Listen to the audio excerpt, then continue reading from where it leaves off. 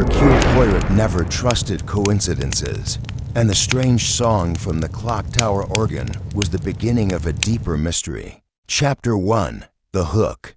The inciting incident clock tower of Greyfield Manor stood tall against the evening sky, its shadow stretching long across the meticulously manicured lawn below. It was an ancient structure, with its brass hands frozen at an exact hour, a time long forgotten by its inhabitants. The manor, a sprawling, isolated estate, was home to one of England's most exclusive gatherings, the annual Greyfield Winter Gala, an event that drew the upper crust of society, where fashion, power, and intrigue wove together in a tapestry of social game-playing and whispers. It was here, amidst the extravagance of the evening, that the first dark hint of tragedy struck.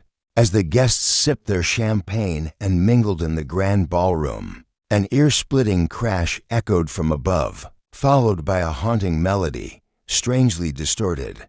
The rich tones of the organ that had been sitting idle for years in the clock tower, a relic of forgotten grandeur, had suddenly come to life. A few seconds passed before the sound stopped as abruptly as it had started, leaving a room full of startled faces and uneasy glances. "Is it part of the entertainment?" someone whispered, but no one had the answer, and the odd, unsettling event could have easily been brushed off as a technical glitch, or some prank of a mischievous guest, had it not been for the discovery that followed. The clock tower organ, which had not functioned for decades, had seemingly played its last tune at the precise moment that Lord Reginald Greyfield, the master of the estate, was found dead in his study. His lifeless body was sprawled across the polished oak desk, his face frozen in a mask of terror, his hand clutching a torn, yellowed letter. The room, however, held no sign of a struggle. The first clue was a solitary mark on Lord Greyfield's wrist, a strange symbol, almost as though someone had pressed something into the skin, leaving an imprint that could not easily be wiped away. His wife, Lady Veronica Greyfield, the heiress of a vast fortune, was the first to reach the body. Her face, usually composed and serene, was now twisted with horror, her usual composure shattered by the shocking sight before her. Lady Greyfield immediately raised an alarm, and the house staff rushed to her side. The guests, meanwhile, had been escorted away from the ballroom, but the sense of unease remained. Rumors quickly began to swirl. Was it a natural death? Was it an accident? Or had something far more sinister occurred? The police arrived soon after, but the crime scene baffled them. No signs of forced entry, no obvious motive for murder, yet something about the entire scene screamed of an orchestrated, deliberate act. And so, the case went beyond mere curiosity. It became a puzzle, one that needed unraveling. By the time the authorities had settled in for their preliminary investigation, a name had already begun to surface: Hercule Poirot. Word of the death had spread through the gossiping world of London high society, and a message had already been dispatched to the Belgian detective, requesting his immediate assistance. There was no one better suited to solve this enigma. In the depths of London, Hercule Poirot was enjoying a quiet evening at his modest residence when the letter arrived. As soon as he read it, he knew this was no ordinary case. There was something in the air that told him this was a puzzle not just of motive or means, but one that required his deepest understanding of human nature, a challenge of the mind, a game of shadows and secrets, all hidden beneath the polished facade of Greyfield Manor. "I shall go to them," Poirot muttered, his eyes narrowing slightly. "But this will not be an ordinary investigation." And with that, the great detective began his preparations for a journey to the isolated manor, where the clock tower organ had played its eerie tune, and where death had struck at the heart of a family's world. The truth, he knew, would be a slippery thing, hidden beneath layers of carefully crafted deceptions. But Poirot, with his little gray cells, would find it, piece by piece. Chapter 2. The first close fog was thick as Poirot's train chugged along the track. its windows shrouded in mist, creating a feeling of isolation. It was almost as though the world had been cut off entirely from the surrounding countryside, leaving only Greyfield Manor waiting, ominous and silent in the distance. Upon arrival, Poirot was met by the estate's butler, a man named Thomas, whose face bore the worry of someone caught in an unwanted whirlwind. He led Poirot through the grand entrance of the manor, past marble pillars and gilded portraits that seemed to watch the detective with silent judgment. Poirot's eyes, sharp and calculating, took in every detail of his surroundings, the slight creak of the floorboards, the anxious tremor in Thomas's hand as he opened the door to the study. Inside, the room was a study in contradiction. It was immaculate, as though untouched by the tragic events of the previous night. A cold fire crackled in the hearth, casting shadows across the leather-bound books and antique furnishings. It seemed that nothing had been disturbed, but Poirot's trained eye saw differently. Lord Greyfield's body had already been removed, but the scene remained telling. The letter that Lord Greyfield had clutched in his final moments lay discarded on the desk. The paper was still yellowed with age, a relic of forgotten correspondence. Yet its contents remained a mystery. The letter's torn edges indicated a violent opening, but the act itself was not one of aggression. It was as though someone had tried to stop Lord Greyfield from reading the final lines. Poirot approached the desk slowly, his gloved hands not touching anything, yet his fingers hovered just above the letter. He observed it as one might observe a chessboard, understanding that each move held the key to the game. He bent closer, inspecting the paper for signs of who had written it and why. The handwriting. Poirot muttered to himself, "It is not a typical hand. A woman, perhaps? A lover, a confidant, or someone in distress? Yes, someone in distress. There is urgency in the ink, in the slant of the letters." He gestured to the butler, who had remained silent behind him. "Thomas, do you recognize the handwriting?" Thomas stiffened, a nervous tick in his eye. I believe it's Lady Greyfield's handwriting, sir, but I could not say for certain. Lord Greyfield was a private man, and he did not often share his correspondence." Poirot nodded, absorbing this piece of information. His gaze moved to the desk once more. On the polished surface, amid the scattered papers, lay something else, something far more unsettling. A small key, no bigger than the length of his finger, was nestled next to a silver inkpot. It had not been noticed by the authorities, nor by the staff. Poirot carefully picked it up, turning it in his hand, inspecting its intricacies. It was old, crafted from a dark metal, with faint engravings along its surface. The key to what? Poirot murmured. "There are many locked doors in this manor, I suspect, but why leave a key here?" He slipped the key into his coat pocket and stood. His mind was racing, quickly connecting dots that had yet to form in others' minds. There was something familiar about this entire situation. The strange music from the clock tower, the letter, the key, everything pointed to something more complex than a mere robbery gone wrong. Poirot turned back to Thomas, his voice calm but firm. "I must speak to Lady Greyfield immediately. There's much more to this, but I must first understand her state of mind." As Poirot was escorted to Lady Greyfield's private sitting room, he noted the house staff's reaction to his arrival. There was a stiffness in their demeanor, an air of unease that seemed to pervade the walls of the manor. No one dared speak of what had occurred, but the weight of the mystery was already palpable in the air. Poirot could almost taste it. Lady Greyfield, as expected, was seated by the fire, her eyes distant, as if she had not fully absorbed the reality of what had happened. Her usual grace seemed diminished, as though something vital had been drained from her, leaving behind a woman weary and disillusioned. She looked up as Poirot entered, and for a moment, there was recognition in her eyes, a flicker of understanding, that she had been waiting for this moment, waiting for someone who could make sense of the chaos. "Detective Poirot," she said, her voice steady. though it was clear that the events of the night had shaken her deeply. "I am glad you have come. My husband, he is gone, and I do not know where to begin." Poirot sat across from her, studying her with those sharp, perceptive eyes. "You need not speak of it all at once, madam. I will ask only the necessary questions.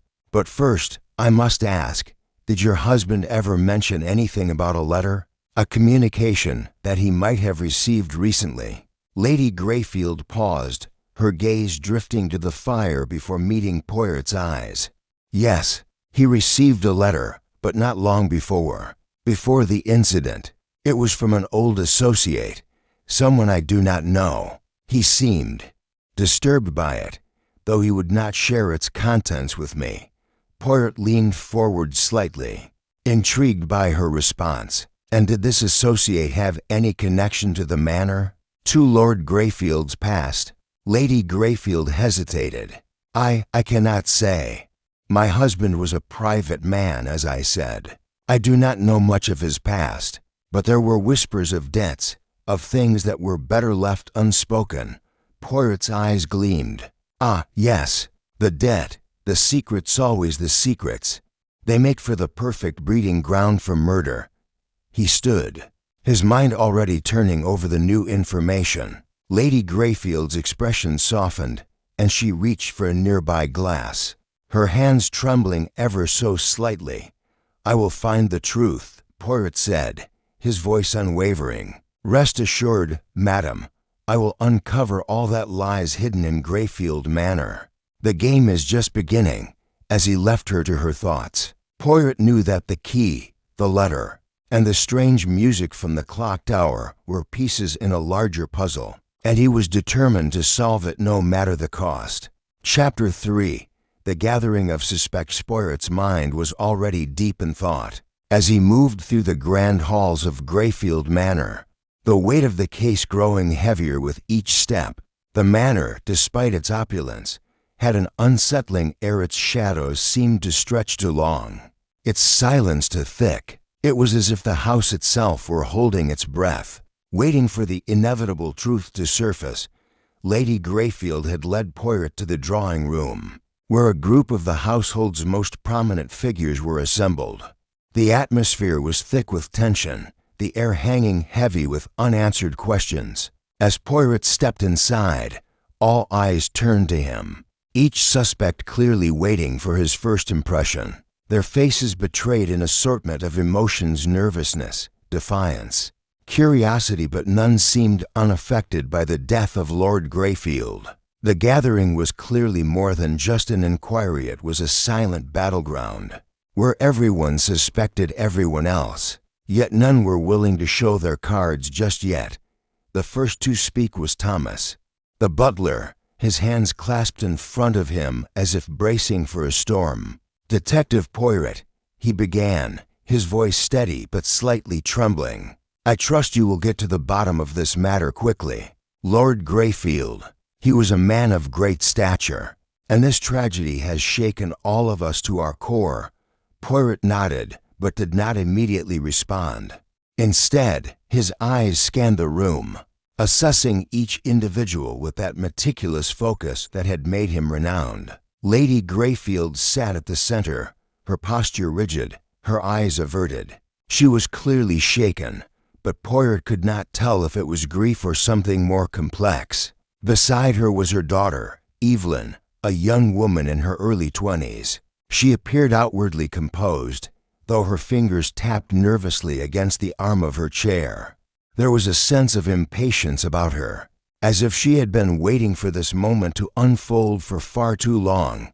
The third figure in the room was Charles Fenwick, an old family friend of Lord Greyfield. Fenwick's reputation was one of privilege and wealth, but his eyes carried a darkness that contrasted sharply with his carefully groomed exterior. He had been seen frequently with Lord Greyfield in the past, and gossip had long suggested a rivalry between the two men. Fenwick now sat with his arms crossed, his lips pursed in a tight line. He barely made eye contact with Poirot, as though the detective's presence was beneath him. Next to Fenwick was the housekeeper, Mrs. Archer, an older woman whose sharp, hawk-like gaze seemed to take in every detail of the room. She had been in Lord Greyfield's service for many years, but there was a distant quality to her presence. She rarely spoke, but her watchful eyes suggested that she knew more than she was letting on. Her posture was unnervingly stiff, and when Poirot's eyes met hers, she barely flinched. The final member of the gathering was Dr. Harold Beck, the local physician, and longtime friend of the Greyfields.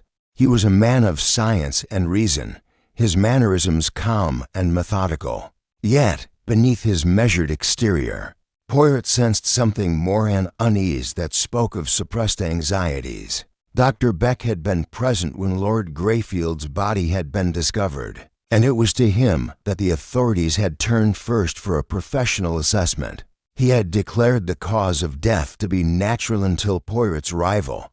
Poirot took in the room, noting the way the individuals shifted in their seats, the way their eyes flicked to each other, as though a silent conversation was taking place behind their words. He could almost feel the layers of tension thickening, each of them struggling to maintain composure in the wake of Lord Greyfield's untimely demise. With deliberate slowness, Poirot addressed them all. "Ladies and gentlemen, I understand the distress this situation has caused, but we must proceed with order and clarity. The death of Lord Greyfield is not an accident. It was a murder, no less. And as with all murders, there are clues that will lead us to the truth." The group exchanged nervous glances, but Poirot continued, his voice steady and calm. "I am aware that each of you has your own reasons for concern, your own motives, and that it is natural to fear the unknown. But we must not allow suspicion to cloud our judgment. You are all suspects, and I will question each of you, not just about the night of Lord Greyfield's death, but about your relationships with him. His secrets are your secrets, and it is these secrets that will expose the truth." Lady Greyfield flinched, but did not speak. Evelyn, however, could no longer contain her frustration. "What is it you want from us, Poirot?" she asked sharply. "Do you intend to drag us all through this charade of a game, accusing us one by one? My father is dead, and you have no proof of anything. He was not murdered. There was no foul play. My mother and we've had enough." Poirot's gaze softened slightly, but his voice remained firm. "Mademoiselle, I do not play games, but I do know that the mind, when pressed, reveals its true nature, and each of you knows more than you are telling. It is only a matter of time before the truth comes to light." Fenwick, still silent, finally spoke, his voice laced with a defensive edge. "Perhaps you should focus on the facts, Poirot. My relationship with Lord Greyfield was not as complicated as you might believe. He and I had our differences, but I had no reason to harm him." Mrs. Archer's voice was quiet, yet cutting. "Lord Greyfield was, well, he was difficult at times, but that does not mean he deserved to die." Dr. Beck cleared his throat and spoke with an air of calm authority. "Poirot, I did not suspect foul play when I examined Lord Greyfield's body, but I do agree with you on one point. The circumstances surrounding his death seem too neat. It is as if someone wanted to make it look like an accident." Poirot's eyes locked onto Dr. Beck's. "Ah, yes, that is why you are here, Monsieur Beck. You were the first to make a declaration, but your words, while calm and composed, also betrayed a doubt, did they not?" Poirot turned to the rest of the group. "Each of you has a role to play in this mystery, whether you wish to acknowledge it or not. You are all connected to Lord Greyfield in ways you have not fully understood. Your relationships are far more tangled than you realize." The room fell into an uneasy silence, broken only by the faint ticking of the clock on the wall. Poirot's words had struck a chord, and the weight of his statement lingered in the air. "It is time we begin," Poirot said. "The game is afoot." Chapter 4. Poirot Arrives's atmosphere in the drawing room had grown heavier. As Poirot's statement hung in the air, casting a shadow over the suspects. One by one, they avoided each other's gaze, seemingly lost in their own thoughts, or perhaps too aware of the detective's piercing scrutiny. The once lively chatter had died down to a near silence, broken only by the ticking of the ancient grandfather clock in the corner, its steady rhythm now oddly discordant. Poirot, sensing the unease, did not allow the moment to drag. He stood with his back straight and made a deliberate, measured move to the center of the room, where the group had gathered. The opulent space, with its deep velvet curtains and gold-framed portraits, seemed at odds with the tension that gripped its occupants. In a way, the room itself was an island, trapped in the bubble of this grim investigation, untouched by the world outside. "Well," Poirot said, his voice calm but cutting through the quiet like a knife, "I believe it is time we begin. One by one, I shall speak with each of you. No stone shall be left unturned, no detail too small to overlook. It is the nature of the case that will lead us to the truth. Let us not forget that the clock is ticking, and every minute counts." He paused, his sharp eyes locking onto Lady Greyfield, who seemed to shrink beneath his gaze. Her usually composed posture had faltered since Poirot's arrival. She was pale, her fingers nervously twisting the fabric of her dress. "Mademoiselle Greyfield," Poirot began, his tone soft but insistent, "if you would accompany me to a quieter space, I would speak with you first." The tension in the room seemed to hold its breath as Lady Greyfield hesitated. Then, with a quiet nod, she rose from her chair and followed Poirot as he led her toward a small library, just off the main hallway, away from the others. As they walked, Poirot did not speak, but his mind was already whirring with possibilities. Each person in that room had a role to play, and each person, no matter how innocent they seemed, held the key to unraveling Lord Greyfield's murder. Once they were inside the library, away from the prying eyes of the other suspects, Lady Greyfield sank into a velvet armchair, her hands folded tightly in her lap. Poirot took a seat opposite her, maintaining a respectful distance, his eyes keen as they studied her every movement. "I apologize for the abruptness of this," Poirot began gently, "but we must not waste time. Your husband's death, madam, is no ordinary tragedy. There are forces at play here, forces that demand we understand every aspect of your life together. Every detail, no matter how small, will help me understand what led to this moment." Lady Greyfield's lips parted as though she might say something, but she closed them again before speaking. The silence in the room seemed to stretch longer than it should, but Poirot allowed it. He was not rushing her. He was waiting for the right moment to probe deeper. "Detective Poirot," Lady Greyfield finally said, her voice low, "you must understand. My husband, he was a private man. We did not speak of everything. I knew him, but not all of him. He had his secrets, and in our years of marriage, I accepted that. He had his business, his affairs, those were his, not mine. I never asked for details." Poirot nodded thoughtfully, his expression unreadable. "And yet, you must have known something, some detail, no matter how insignificant it seemed at the time. Was there anything unusual in the days leading up to his death? Perhaps a change in behavior, a letter he received, an odd conversation, something that now, in hindsight, seems strange?" Lady Greyfield closed her eyes, as if searching her memory for a clue that had slipped through her fingers. After a moment, she shook her head. "No, nothing that stands out. There was one thing, though. He had been distant, more so than usual, but that was common with him. He had always been a man who preferred to keep to himself." Poirot leaned forward slightly, sensing an opening. "And what of the letter he was holding when he died? The one that was torn, the one with your handwriting on it?" Lady Greyfield's eyes flickered with surprise, and then something else, fear, perhaps, or guilt. "How do you know the letter?" she asked, her voice tightening. Poirot smiled, though it was not a smile of warmth. "I have seen it, madam. It was found with your husband's body, torn and discarded. You must understand, nothing escapes me. The letter, the handwriting, the ink. It was all telling me a story before you even spoke of it." Lady Greyfield's face paled further. Her hands trembled, betraying her calm demeanor. "Yes, I wrote him a letter. But I swear, Poirot, I did not." She stopped herself, eyes darting to the door. As if worried that someone might overhear, Poirot's eyes remained locked on hers, unwavering. "Madam, if you are to assist me, you must be honest. In your letter, you mentioned something. A warning, perhaps.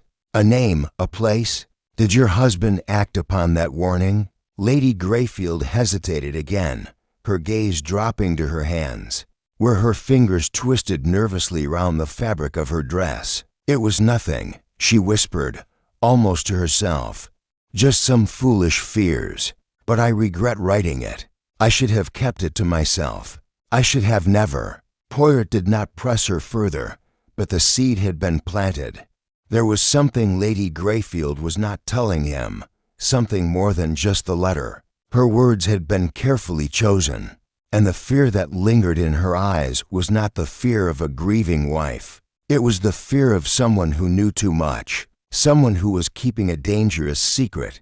He leaned back in his chair, his fingers steepled in front of him. "Madam, I will not push you further, but rest assured, the truth is never far from the surface, and I intend to uncover all of it."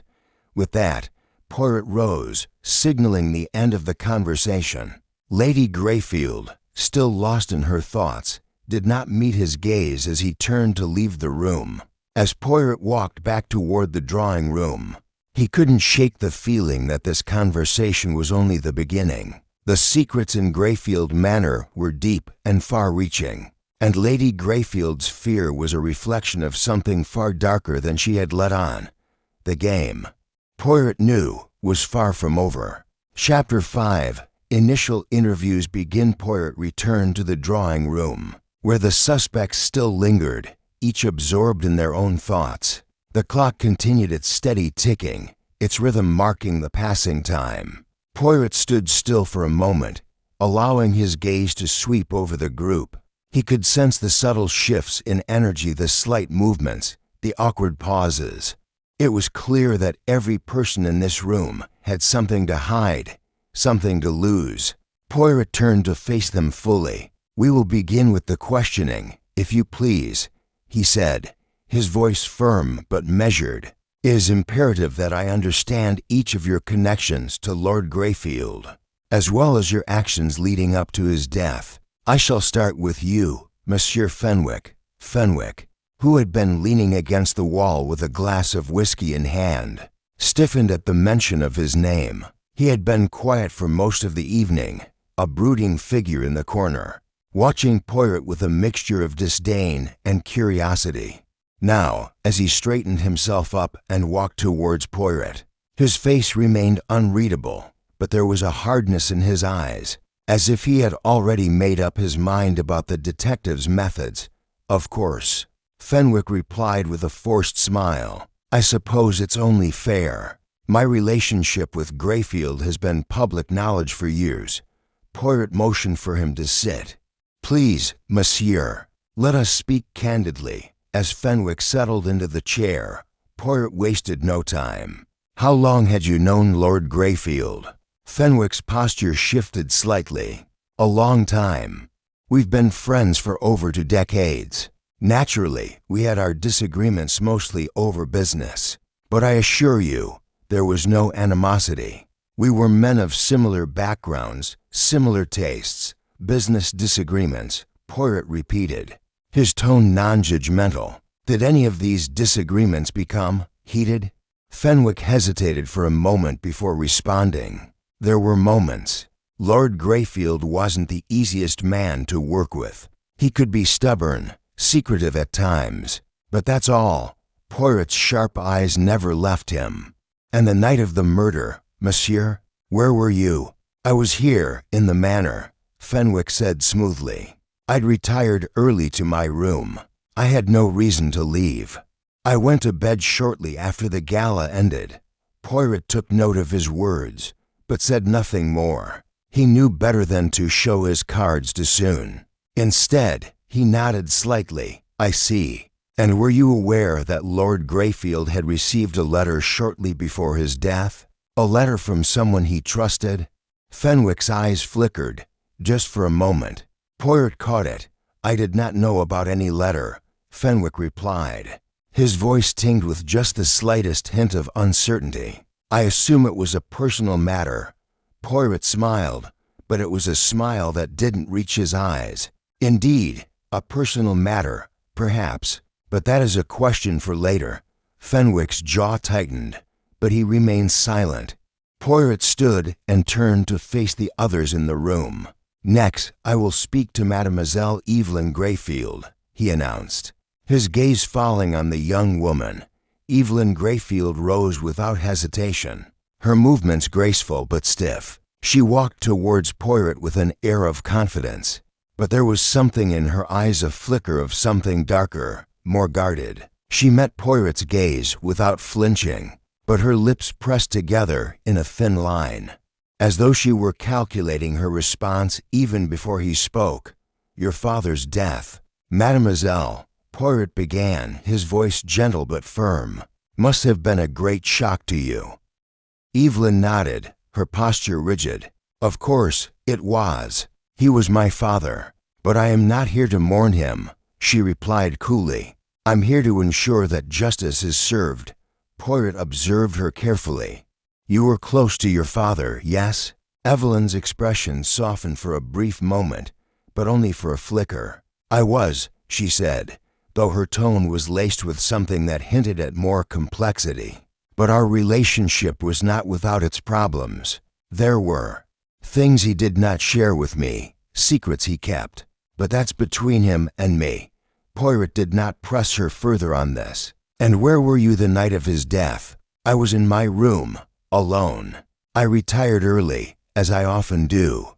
I did not hear anything unusual, nothing at all. Poirot pressed, leaning in slightly. Not even the strange sound from the clock tower? Evelyn's eyes darted for a moment, and Poirot caught the brief flicker of something in them. But she quickly masked it. I heard it, she admitted, her voice controlled. But I didn't think much of it. It was an old organ, wasn't it? Perhaps it just malfunctioned. These things happen. Poirot studied her carefully, noting the way her hands clenched tightly together in her lap. Indeed, mademoiselle, these things happen. But we must be very careful not to dismiss the small things. Small things have a way of leading us to the larger picture. Evelyn's lips parted as if she might respond, but she quickly closed them again. She stood, her gaze still fixed on Poirot. I'll answer whatever you need, detective, she said, though her words held an edge. But I warn you, don't assume you know everything. Poirot smiled at her, but his eyes were unyielding. I never assume, mademoiselle. I simply observe. Evelyn said nothing more as she returned to her seat, the room's air thick with the lingering tension of the exchange. Poirot's mind was already turning, piecing together the small inconsistencies in her story, the fleeting moments of discomfort. But there was still much to uncover, many more questions to ask.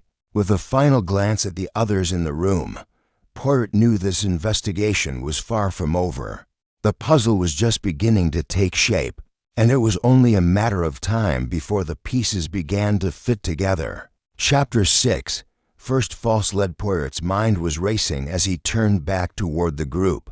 His first round of interviews had provided some interesting clues, but nothing concrete.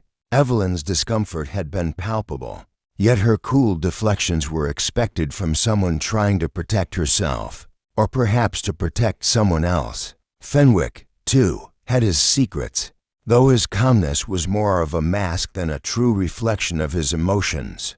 He nodded briefly to the remaining suspects, his eyes lingering on Mrs. Archer, who had yet to speak. The housekeeper had remained silent throughout the questioning, her posture stiff and unyielding. But there was something in her eyes that hinted at more than just loyalty. To the late Lord Greyfield. She seemed to know more than she let on, though whether it was out of loyalty or fear, Poirot could not yet determine. "Madam Archer," Poirot said, his voice soft but firm, "I would like to speak with you now, if you would be so kind." The housekeeper straightened at the mention of her name, but did not immediately respond. She glanced briefly at Lady Greyfield, as though seeking silent approval. When none was offered, she finally nodded and rose slowly from her seat. Her movements stiff and measured, Poirot led her to a quieter part of the room, near a set of large windows that overlooked the expansive gardens. The light was dimming, casting long shadows across the floor, and the air was thick with the sense of anticipation that had followed them throughout the day. "Madam Archer," Poirot began, his gaze fixed on her, "you have been in Lord Greyfield's service for many years, yes?" "Indeed, sir," she replied, her voice clipped and efficient. "I have served this family for most of my life, and in all that time, you must have seen many things," Poirot continued, his voice calm and even. "Many secrets, many moments of tension between the family members." Mrs. Archer's eyes flickered, but she quickly masked the emotion. "I am a servant, sir," she said, her tone almost mechanical. "I do not concern myself with the affairs of the family. I serve my duties, and that is all." Poirot's sharp eyes studied her carefully. "Ah, but Madam Archer, you must have seen something unusual in the days leading up to Lord Greyfield's death. You are too observant to have missed it." The housekeeper did not respond immediately. Her hands clasped tightly in front of her. Poirot could see her hesitation, her internal struggle. "There was nothing unusual," she said finally, though her voice lacked conviction. "Lord Greyfield was a man of routine. He kept to his affairs and his business. He rarely strayed from his usual patterns." Poirot leaned forward slightly, his gaze never leaving her face. "But surely there must have been something? Perhaps a visitor, a letter, a phone call?" Mrs. Archer's lips pressed tightly together, and she shifted uncomfortably. Poirot was sure she knew more than she was letting on. He had seen this kind of behavior before, a person withholding information, not out of malice, but out of a desire to protect someone.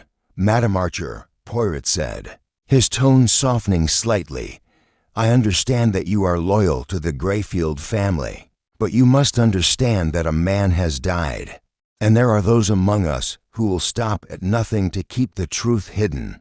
Her eyes widened at his words, and for the first time, a crack appeared in her carefully constructed exterior. I know nothing more than I've told you," she said, her voice trembling slightly. Poirot's gaze remained fixed on her. "I do not believe you, madam. You are withholding something, perhaps out of loyalty. But loyalty to whom?" The room seemed to hold its breath as Poirot continued his silent scrutiny. Mrs. Archer's eyes darted nervously toward the door, as if she were searching for a way out of the situation. But Poirot was not going to let her off that easily.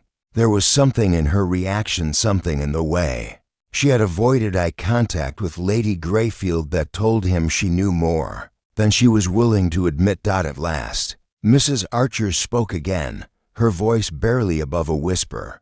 "It's not what you think, sir. I only did as I was asked." Poirot's interest piqued. "By whom?" he asked, his voice sharp now that she hesitated, clearly torn. Poirot could see the internal conflict playing out on her face. Finally, after what seemed like an eternity, she whispered, "It was Lady Greyfield. She asked me to keep an eye on Lord Greyfield. She suspected something about his involvement with a woman from his past. I never knew the full details, but I overheard a conversation once. Lord Greyfield was upset about something to do with money, and that letter, the one he received before everything happened, it was from her." Poirot's mind was racing now, connecting the dots with rapid precision. Lady Greyfield, a woman from Lord Greyfield's past, money. The mysterious letter. He could feel the pieces of the puzzle beginning to shift into place. But there was still something missing, something crucial that would tie it all together. Who was this woman, Madame Archer? Poirot asked, his voice low and insistent. Mrs. Archer shook her head, her eyes filled with fear. I don't know, sir. I swear I don't. But I heard them speak of a meeting, a place, a time. Poirot's brow furrowed. A place? What place? But before Mrs. Archer could respond, the door to the drawing room opened, and Charles Fenwick stepped inside. His expression was unreadable, but Poirot could sense the tension in the room heightening. Is everything all right here? Fenwick asked, his voice laced with suspicion. Poirot gave him a measured look. Everything is as it should be, Monsieur Fenwick, but we have much to discuss. I am afraid I will need to speak with you shortly. Fenwick's lips twitched into a tight smile, but he said nothing more. He turned and left the room as quickly as he had entered. Leaving Poirot and Mrs. Archer in a tense silence, Poirot turned back to the housekeeper, his mind already working through the new information. The woman, the letter, the suspicion. It was all beginning to form a picture, but there were still too many missing pieces. He knew that the key to solving Lord Greyfield's murder lay in the secrets that each of them held, and the truth would come out, whether they wanted it to or not. I will have my answers, madam, Poirot said quietly, and soon you will have your part to play in this puzzle. As he left the room, Poirot's thoughts raced. The first false lead had been uncovered, but it had only opened the door to even greater mysteries. The pieces were beginning to fit together, but there were still many shadows left to explore. The truth was out there, but finding it would require patience, precision, and a mind as sharp as Poirot's own. Chapter 7. The Psychological Gamma. Poirot's eyes narrowed as he left the housekeeper, Mrs. Archer, in the drawing room. The conversation had yielded some interesting information, but not enough to place the final pieces of the puzzle together. There was talk of Lady Greyfield's suspicions regarding her husband's extramarital affairs, but nothing concrete. The letter, however, seemed to be at the center of it all. Yet no one had been willing to give Poirot a full account. As he re-entered the main drawing room, Poirot took a moment to observe the remaining suspects. The tension in the air was palpable, and everyone knew that the time for hiding behind false pleasantries was over. The detective's mind was already working, analyzing every gesture, every glance, every word spoken. Lady Greyfield, still in the same seat she had occupied earlier, looked weary but resolute. Her gaze flickered momentarily toward her daughter, Evelyn, who was sitting rigidly beside her, her fingers tightly gripping the armrest of her chair. Fenwick, too, stood near the window, his arms crossed, looking outside but clearly not paying attention to the world beyond.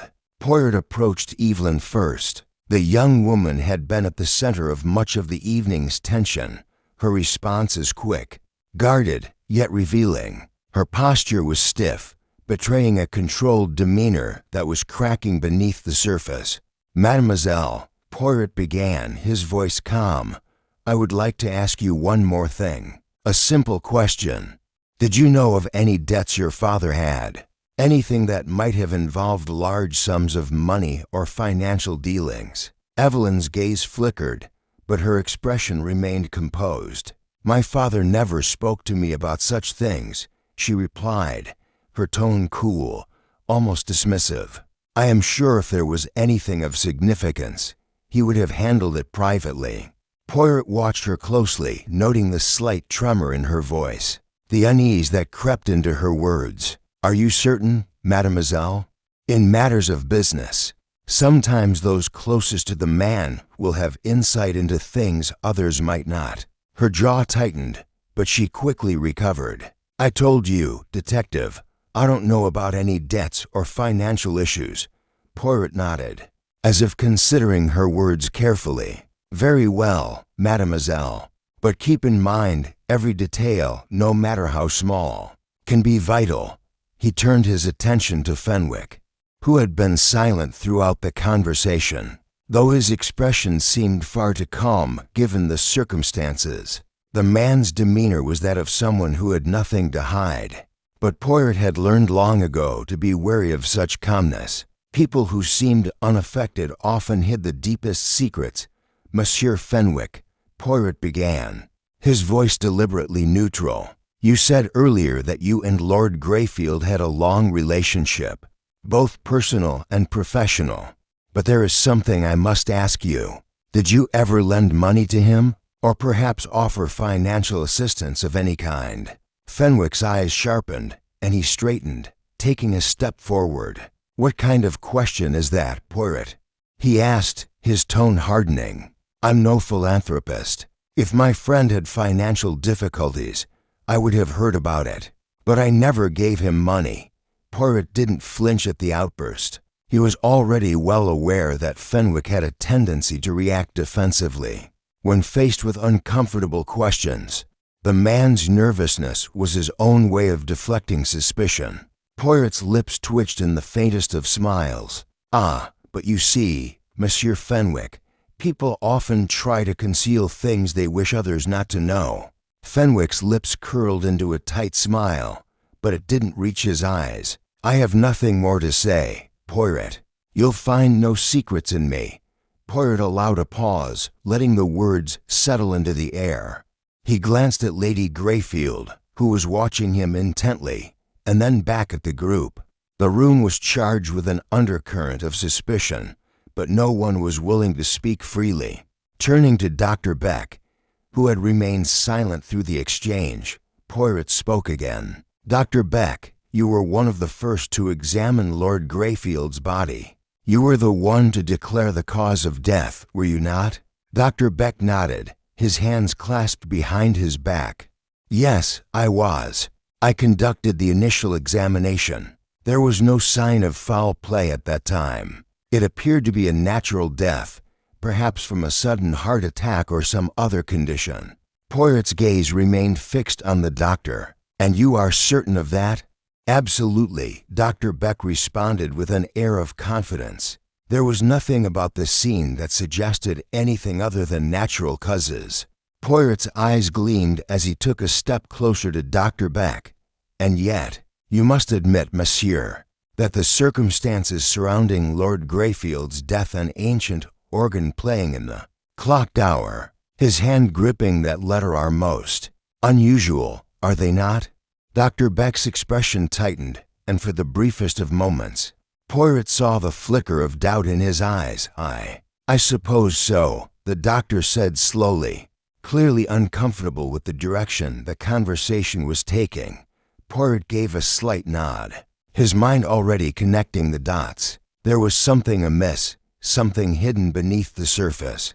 The doctor had been quick to declare a natural cause of death, but Poirot suspected that the doctor knew more than he was willing to admit. The room had grown thick with suspicion, the air heavy with secrets. Poirot knew that each person in this room was lying in some way, but it was not his job to expose their lies immediately. Instead, he would let them continue to deceive themselves. He would wait for them to reveal their true natures, as they always did. Poirot stood up, his mind already racing through the layers of deception. He was no closer to the truth, but he knew this much: someone in this room was hiding something, and he would find it, piece by piece. "I will leave you all to reflect," Poirot said, his voice calm. "But know this, the game is far from over, and soon you will be forced to reveal the truth." The suspects sat in uneasy silence as Poirot turned and walked from the room. He could feel their eyes on him, watching, waiting for him to make his next move. The game had begun, and Poirot had no intention of losing. Chapter 8. A secondary mystery. Poirot had barely left the room when the next piece of the puzzle was unexpectedly placed before him. He had just passed the grand staircase, intending to retreat to his temporary quarters for a few moments of reflection, when he was met with a sudden flurry of activity at the foot of the stairs. A loud voice, urgent and trembling, echoed through the manor. "Detective Poirot." It was Thomas, The butler, rushing toward him, his face pale and strained with fear. "Sir, you must come quickly. There's been an incident." Poirot's instinct flared. A second crime so soon after the murder of Lord Greyfield? It was rare, but not impossible. With deliberate calm, he followed Thomas at a steady pace, his mind already working, trying to anticipate what could have gone wrong. As they made their way down a narrow corridor, Poirot's thoughts raced. A second crime could mean one of two things. Either the murderer was taking desperate measures to cover their tracks, or someone in the household had been driven to act out of fear or spite. Whichever it was, Poirot was ready.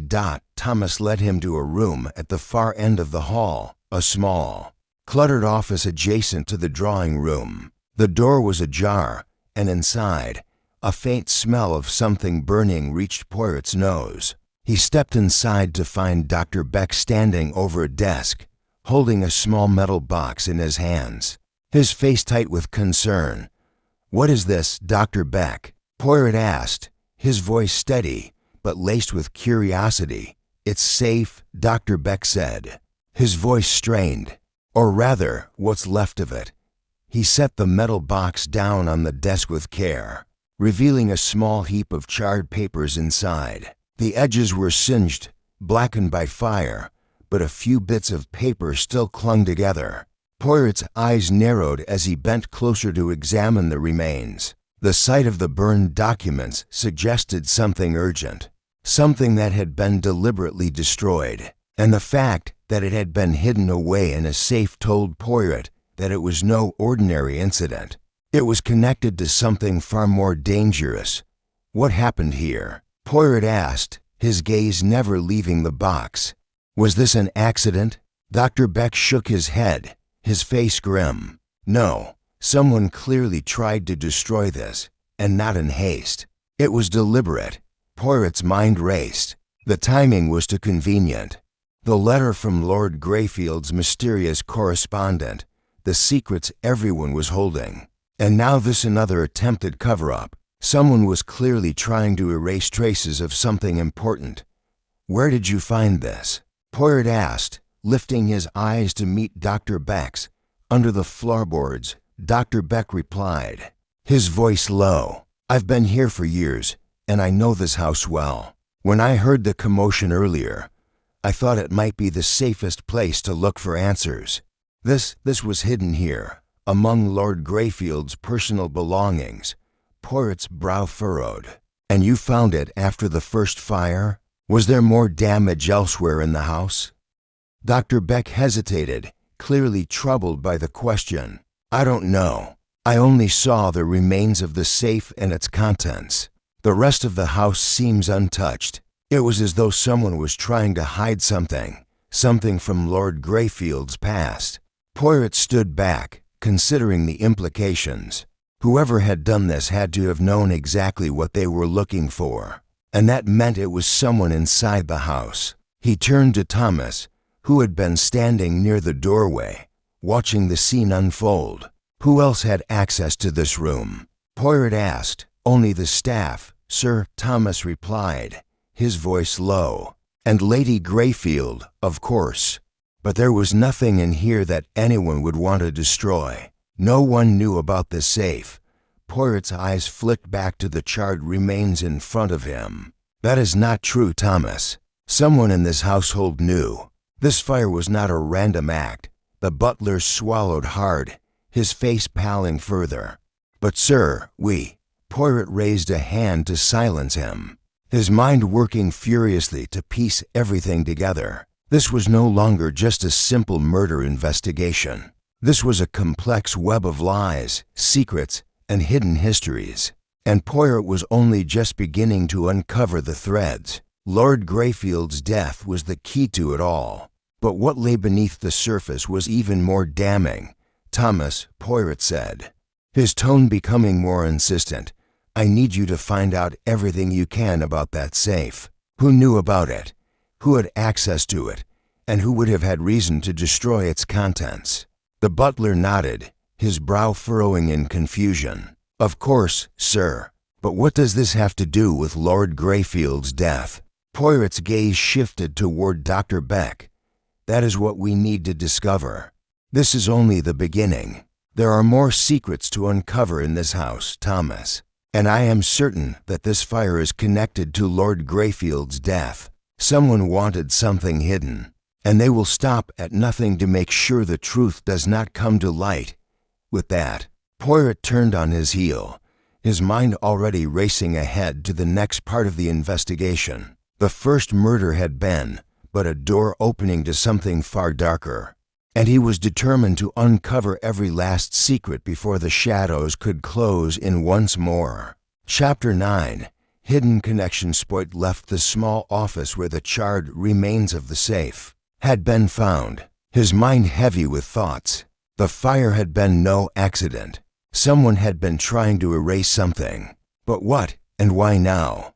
The investigation had already unearthed more than enough questions, but every new clue seemed to deepen the mystery, not clarify it. As Poirot walked back down the corridor, he noticed the faint creak of floorboards behind him. Turning slightly, he saw Evelyn Greyfield approaching him. Her expression was troubled, and her steps were hesitant, as though she had been searching for a moment to speak with him alone. She paused just a few feet away, her gaze flicking nervously to the door that led back to the drawing room, where the others were waiting. "Monsieur Poirot," she began, her voice soft yet urgent. "There is something I must tell you." Poirot turned to face her fully, his sharp eyes immediately locking onto hers. "Mademoiselle, you have something to say?" he asked, his tone gentle yet direct. "I am listening." Evelyn hesitated for a moment, her gaze flicking around the hallway as if making sure no one was nearby. Poirot's sharp eyes caught the tension in her movements, the way she held herself back, as if afraid of what might happen next. This was not just another piece of information. This was something more personal, more important. "I don't know where to start," Evelyn continued, her voice trembling slightly. "But I need you to know my father. He wasn't always the man you think he was." Poirot tilted his head, sensing that she was about to reveal something that could change the course of the investigation. "Go on," he encouraged, his expression thoughtful. Evelyn took a deep breath before speaking again. "There were things my father kept from me, things I didn't understand at the time, and now I fear they may have led to his death."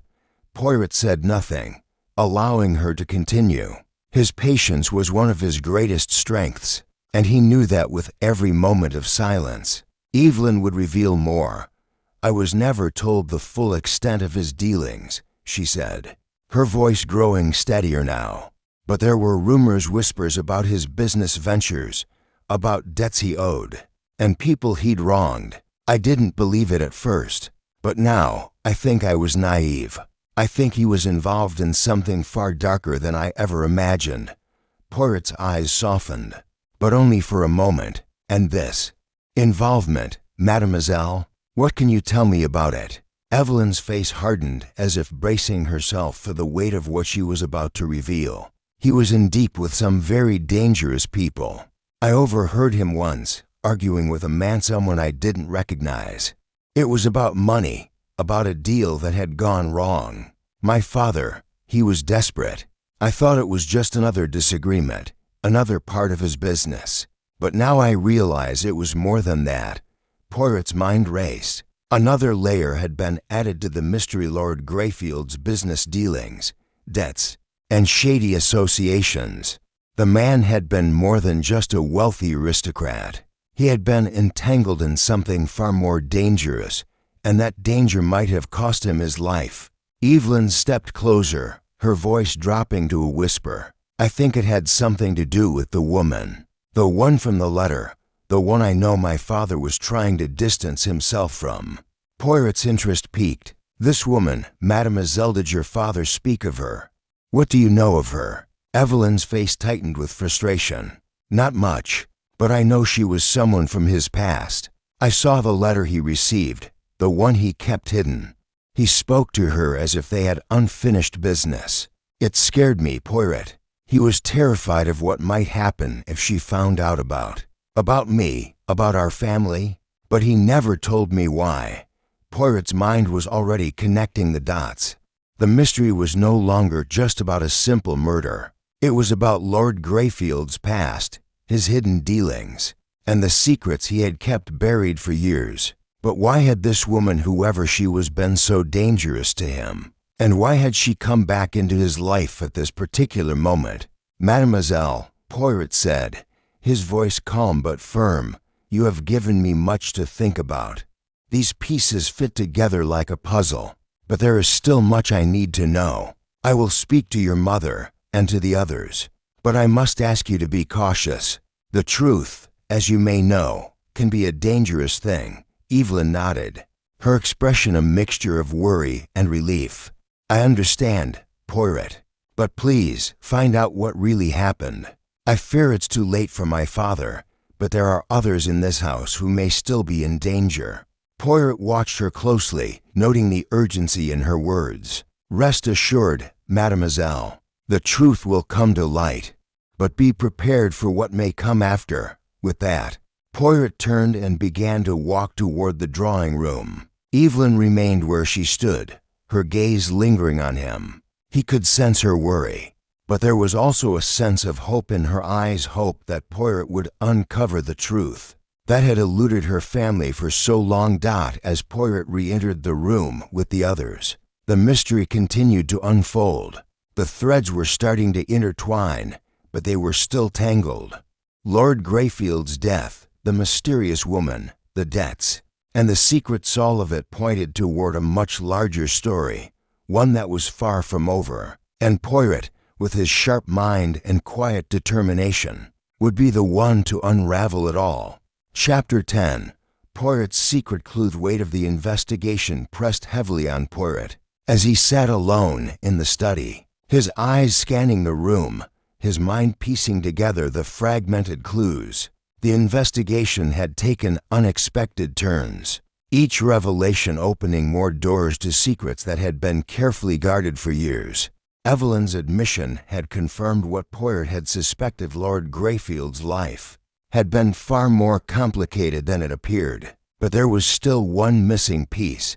The fire in the office had left behind a trail, but the charred remains offered little in the way of answers. Who had tried to destroy the documents, and why? The mysterious woman, the debts, the letters, all of it pointed toward something deeper. Yet, as Poirot sat in the quiet of the room, he knew the answer was closer than he realized.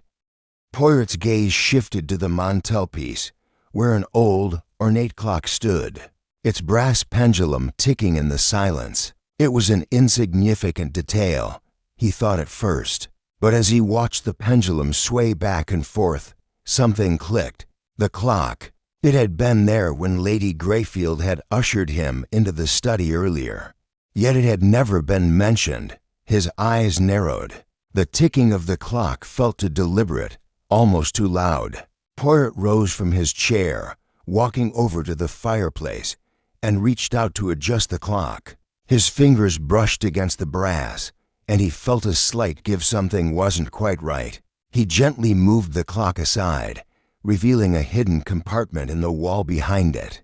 Poirot's breath caught. The hidden compartment wasn't large, but it was enough to conceal something important. His mind raced as he reached inside and pulled out a small, weathered envelope. The envelope was sealed with an ornate wax stamp, bearing the same insignia that had been on the letter Lord Greyfield had received. Poirot's pulse quickened as he carefully broke the seal. Inside was a letter, but unlike the previous one, this one was dated only a few days before Lord Greyfield's death. The handwriting was unmistakable. Lady Greyfield's. Poirot's eyes skimmed the words, "Dearest Reginald, I fear the truth is closer to us than we imagined. The debts, the people you've crossed, they are not easily forgotten. You must make the choice, and quickly, before everything is lost. I will meet you at the usual place at midnight, alone. There is no time left for hesitation. Your fate and mine are intertwined now." Poirot's eyes widened. The usual place, midnight. The urgency in Lady Greyfield's words was undeniable, and the cryptic nature of the message along with its timing told Poirot everything he needed to know. This was the meeting that had been mentioned in the previous conversations, the one that Evelyn had alluded to. It was the point of no return. Poirot carefully folded the letter and slipped it back into its envelope, his mind already racing through the implications. Lady Greyfield had been more involved in her husband's secret dealings than anyone had realized. And now, with this new piece of evidence, the pieces were beginning to fit together. His thoughts were interrupted as he looked back at the clock, its brass pendulum swaying gently in the stillness. Was this the moment Lord Greyfield had been too late to act on? Had his inability to act sealed his fate? Poirot returned to his chair, the letter burning a hole in his pocket. His next step was clear. He would confront Lady Greyfield, but not before he had gathered all the information he could.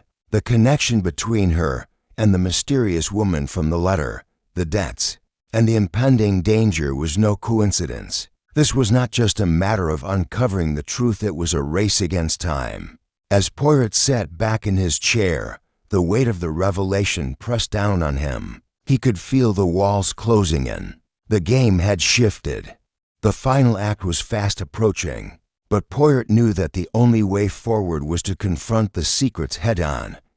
He stood up, determined in his steps. The truth, as always, was waiting hidden in plain sight, just beyond reach, and it was time for Poirot to bring it into the light. Chapter 11. Tensions rise. Poirot's mind was fully occupied with the letter he had uncovered. It was clear now that Lady Greyfield was more entangled in the dark dealings surrounding her husband than she had let on. The hidden letter had opened up new avenues of investigation, but also new dangers. As he moved through the corridors of Greyfield Manor, the atmosphere seemed heavier than before. The walls, once grand and stately, now felt like they were closing in, their silent whispers only adding to the mounting tension. As Poirot entered the drawing room, the air was thick with the silent understanding that something had shifted. The suspects were no longer just hesitant, they were now actively avoiding each other's gaze. The once sturdy facade of politeness had begun to crack, revealing the anxiety and suspicion that lurked just beneath the surface. Lady Greyfield was seated in her usual position, though now her eyes were shadowed with fatigue and worry. Evelyn sat beside her, her arms crossed tightly, as if bracing for some unseen attack. Fenwick stood near the window again, his expression unreadable but tense. Mrs. Archer, the housekeeper, appeared even more rigid than before, as though the weight of Poirot's gaze was physically bearing down on her. Poirot took a deep breath, choosing his words carefully. "I believe, madam," he began, addressing Lady Greyfield directly, "that we have not been entirely forthcoming with each other. There are many things left unsaid, and it is time we address them." Lady Greyfield's gaze flickered, but she did not speak immediately. The others shifted in their seats, their eyes darting toward her, then quickly away, as if they were afraid to look too long at the woman, whose silence was growing more palpable by the minute. Poirot's sharp eyes scanned the room, taking in every detail. "I have uncovered certain truths, madam. Your husband's affairs were not as simple as they appeared, and you, too, are part of this web of deceit." Her lips parted, but she didn't respond. Instead, it was Evelyn who broke the silence. "What do you mean by that, Poirot?" she demanded, her voice rising slightly. "Are you accusing my mother of something? My father is dead, and now you're casting suspicion on all of us? What more do you want?" Poirot's expression softened just slightly. He was accustomed to emotional outbursts, especially from those closest to the victim. Evelyn's defensiveness was expected, but it did nothing to sway his course. "Mademoiselle, I am not here to accuse. I am here to understand. We must all take part in uncovering the truth, or else we risk being trapped by lies. The truth, as it often does, hides behind many layers. But it is only by uncovering each of those layers that we will find it. Lady Greyfield, her eyes filled with a mixture of fear and frustration, finally spoke. Poirot, I don't know what you think you've uncovered, but it's more than I can bear. You have no idea the things we've been through as a family, the decisions we've had to make, the people we've had to deal with. Her voice quivered as she spoke, but Poirot could hear the underlying strength in her words. She was trying to keep control, to keep a mask of composure, but Poirot could sense the cracks in it. I do not ask for your pain, madam, Poirot said, his voice steady, but the truth cannot be hidden, no matter how much we wish to bury it. You were involved in your husband's dealings. The letter I found, the one you wrote to him, your words speak of urgency, of desperation. It is clear to me that your husband's life was entangled with a woman, with debts, with secrets, and now your silence is but another piece of the puzzle. The room seemed to hold its breath as Poirot's words sank in. Lady Greyfield's eyes darted to Evelyn, who looked at her mother with a mixture of confusion and disbelief. It was you, wasn't it? Evelyn asked quietly, her voice trembling. You're hiding something. You've been hiding something from me all this time. Why didn't you tell me? Why did you let us live in this lie? The question hung in the air like a storm cloud, and for a moment, no one spoke. Poirot's gaze flicked between mother and daughter, noting the subtle changes in their expressions. Evelyn's anger was palpable, but it was also layered with a deep sense of betrayal. She had trusted her mother, and now she was questioning everything. Lady Greyfield's hands tightened in her lap, and she took a shaky breath. Evelyn, you don't understand. I tried to protect you, to shield you from this. Your father, he had debts, and there were people who would have ruined us. I did what I thought was necessary. Poirot studied her closely, sensing that there was more to her words than she was willing to admit. And this woman, madam? He asked softly. Who was she? What part did she play in these debts? And why was Lord Greyfield so afraid of her? Lady Greyfield's face paled, and she looked away. Her silence was deafening. Poirot knew he had struck a nerve, but he also knew that the truth was now closer than ever. All the pieces were beginning to fall into place, and the real story was just waiting to be uncovered. Chapter 12. The confrontation. Silence in the room grew oppressive, each moment stretching longer than the last. Lady Greyfield's refusal to speak only deepened the tension that had settled among the group. Evelyn sat stiffly beside her, her fingers clenched in her lap, the frustration on her face unmistakable. Poirot stood silently, his gaze never leaving Lady Greyfield, who seemed to shrink further into herself, her eyes downcast. Avoiding the scrutiny of everyone in the room, Poirot's next words came slowly, deliberately. Madam, you must understand that hiding the truth only leads to greater suffering. Your husband's life, his debts, his dealings with this woman, it is all part of the story that must be told. I am not here to pass judgment, but to understand. Lady Greyfield finally looked up, her eyes meeting Poirot's with a quiet, weary resignation. You don't understand, she whispered. This isn't just about debts. It's about survival. It's about keeping everything we've built from falling apart. Poirot stepped closer, his expression softening ever so slightly. I understand more than you think, madam. We all make choices in life, but those choices come with consequences. You fear the consequences of revealing your secrets, but know this: by hiding them, you only allow them to grow stronger. For a long moment, there was no response. Then Lady Greyfield's voice broke through the silence, almost too quiet to hear. Her name was Isabella. Isabella Westbrook. Poirot's brow furrowed as he processed the name. It meant nothing to him, but it was clear that it carried great weight for Lady Greyfield. Isabella Westbrook, he repeated, letting the name settle in the air. And she was involved with your husband in what way, madam? Lady Greyfield's lips trembled, and she hesitated before speaking again. She was a part of his past, a woman who had once meant everything to him. And then she returned, and when she did, she brought all the old debts with her. Poirot nodded, piecing the details together. A past lover, a dangerous one, it seems. Was she involved in your husband's financial troubles? Lady Greyfield nodded, her face pale.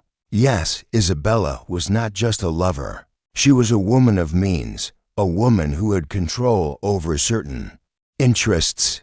She held power over my husband, over his business dealings. When she returned, it was with a demand. He owed her money that had long been forgotten, and she would stop at nothing to collect. Evelyn's voice cut through the conversation, sharp with disbelief. So this woman, the one you kept hidden from me, she was the reason everything fell apart. You let her tear our family apart? For money? Lady Greyfield looked at her daughter, her eyes filled with regret. I did what I thought was necessary, Evelyn. I did not want you involved in any of this. I wanted to protect you from the consequences of your father's mistakes. Poirot turned to Evelyn, watching the raw emotion on her face. Mademoiselle, your mother's actions were driven by fear. Fear of losing everything she held dear.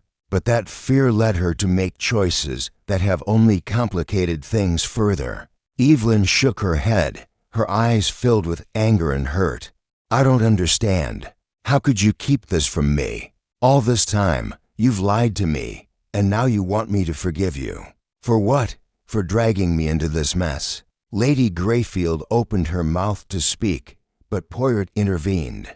Mademoiselle, I understand your anger, but the truth, though painful, is the only way forward. The question now is not whether your mother's actions were right or wrong. It is about understanding what happened next. Lady Greyfield's gaze softened, and she nodded. Isabella demanded money, and she was prepared to take drastic measures if she didn't get it. Lord Greyfield, he couldn't pay her. The debts, the pressure, it broke him. He tried to hide from it, but he couldn't. That's when I wrote the letter, asking him to meet me. I thought we could fix it, end it, but he never made it back. I never saw him again. Poirot's thoughts began to churn rapidly as he considered the implications of her words. Isabella's return, her demands, the hidden debts, everything was starting to make sense. Lord Greyfield's murder was not just the result of an argument gone wrong.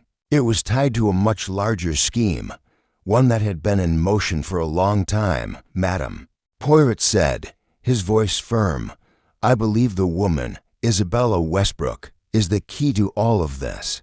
If we can find her, we can uncover the truth behind Lord Greyfield's death. Lady Greyfield's face paled, her hands shaking. Isabella, I haven't seen her in years. I thought she had gone away for good. Poirot stood straight, his gaze never leaving her. It seems, madam, that she never left. And now, she may be the one who holds the answers to everything. Evelyn stood up abruptly, her voice trembling with emotion. And what about my father? What do you think happened to him? Poirot turned to face her, his expression serious. I believe your father was murdered, mademoiselle. But we must understand why, and who is responsible. That is what we must find. The room grew quieter as the realization of Poirot's words sank in. The murder was not an isolated incident, it was part of a much larger web of secrets, lies, and betrayal. And Isabella Westbrook, the woman who had caused it all, was the key to unraveling the mystery. Chapter 13.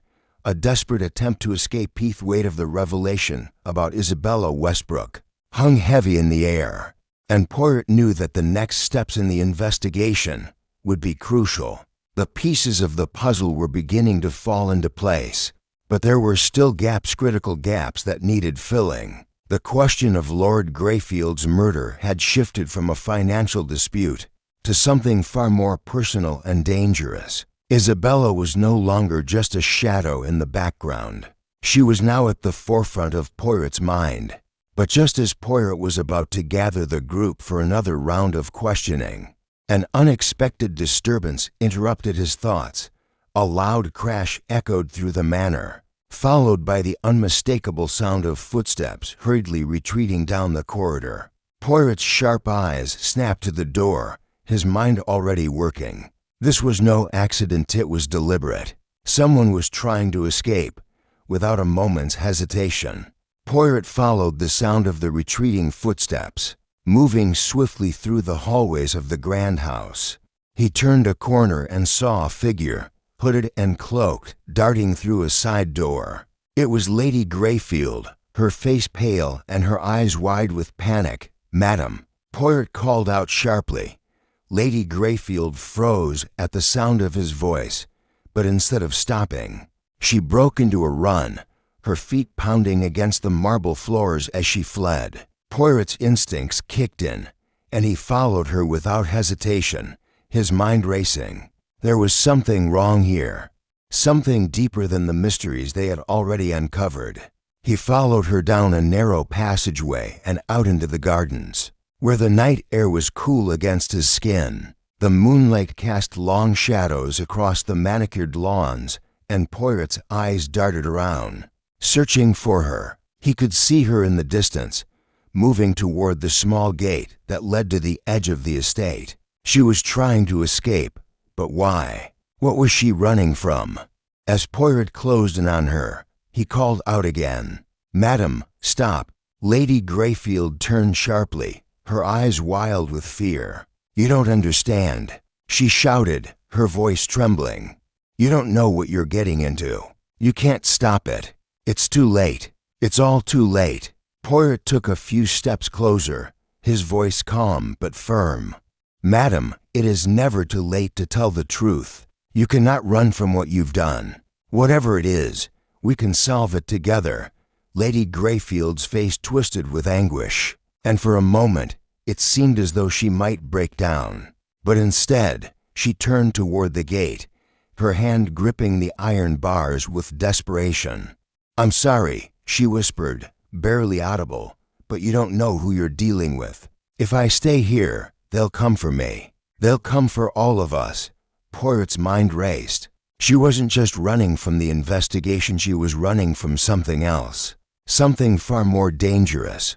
And whatever she feared, it was bigger than Lord Greyfield's debts. There were other forces at play here, forces that had remained hidden until now. "Madam, please," Poirot urged, his voice gentler. "Tell me what you are afraid of. I can help you, but only if you trust me." For a brief moment, it seemed as though Lady Greyfield might relent. She let go of the gate and turned to face him, her eyes filled with a mixture of exhaustion and dread. "Isabella, she's not just a woman with a past," she said, her voice shaking. "She's connected to something much bigger, a criminal syndicate, people who will stop at nothing to get what they want. And I help them." Poirot's heart raced as he took in her words. The syndicate. This was bigger than anyone had imagined. Isabella Westbrook was no longer just a personal threat to Lord Greyfield. She was part of a far-reaching criminal network that had already infiltrated the highest echelons of society. "Madam," Poirot said, his tone softening, "it's not too late. You must help me understand how all of this fits together. What was your role in this? And what exactly did Isabella want from your husband?" Lady Greyfield looked at him, her eyes filled with tears. "I didn't have a choice. They promised to protect me if I helped them. But I never realized how far it would go. I didn't realize how much danger we were really in until it was too late." Lord Greyfield was too proud to back out. He didn't listen. And now it's all falling apart. Poirot stepped closer, his voice firm but compassionate. "You cannot change the past, madam, but you can help bring justice. You must trust me now. Together we can stop this." Lady Greyfield looked at him for a long moment, her expression torn. Then, with a quiet sob, she nodded. "I'll tell you everything, but you must promise me you'll stop them before they destroy us all." Poirot gave a slight nod, his mind already shifting gears. This was no longer just about Lord Greyfield's murder. This was about stopping a dangerous criminal network before it could claim more victims, I promise." "Madam," Poirot said, his voice resolute, "I will stop them. But you must tell me everything, every detail," as they walked back toward the manor. Poirot's mind was consumed with the new revelation. The game had changed, and now the stakes were higher than ever. But Poirot was not one to be easily deterred. He would uncover every secret, and he would ensure that justice was served. Chapter 14. The final piece falls into place. Poirot had led Lady Greyfield back into the manor, his mind racing as they walked through the dimly lit corridors. The gravity of her confession had shifted the course of the investigation dramatically. The mention of the criminal syndicate, Isabella Westbrook's involvement, and the role Lady Greyfield had played were all pieces of a much larger puzzle. A puzzle Poirot was now determined to solve, no matter the cost. Once they were inside the study, Poirot carefully shut the door behind them. Lady Greyfield stood by the fireplace, her hands trembling slightly, her face pale. Poirot's keen eyes never left her as he took a seat, his posture as poised as always. "Madam," Poirot began, his voice steady but laced with urgency, "I understand that this is not easy for you, but now is the time to speak freely. I need every detail, no matter how small. It is the smallest things that often lead us to the greatest truths." Lady Greyfield nodded, her eyes downcast as she clasped her hands together tightly. I was naive, Poirot. I thought I could protect my family.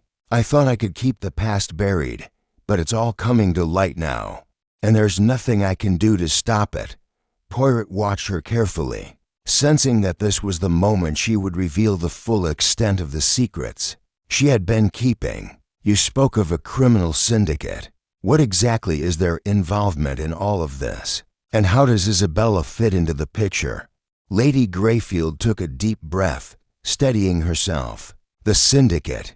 It's a group of powerful individuals, businessmen and politicians, all operating behind the scenes. They run illegal operations, everything from blackmail to smuggling to money laundering. Isabella was their enforcer. She controlled the debts, the threats. She was the one who made sure no one could back out of their deals. She had a hold on my husband, and she used that to get what she wanted. And in return, they protected us. Or so we thought." Poirot's mind worked quickly, processing the implications of her words. The syndicate was far-reaching, and Lord Greyfield's debts weren't just financial, they were tied to a world of corruption and danger, and Isabella had been the key figure in maintaining that hold. "But your husband, madam," Poirot pressed. "He attempted to sever ties with the syndicate. He tried to free himself from their grasp. Is that why he was killed?" Lady Greyfield's eyes welled with tears as she nodded. "Yes, Poirot.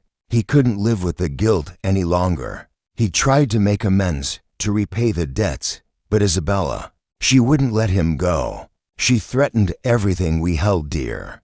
The house, our future, our lives. And when he tried to break free, he became expendable to them." Poirot's eyes narrowed as he absorbed this information. "And the meeting? The one you mentioned in the letter. Where did it take place?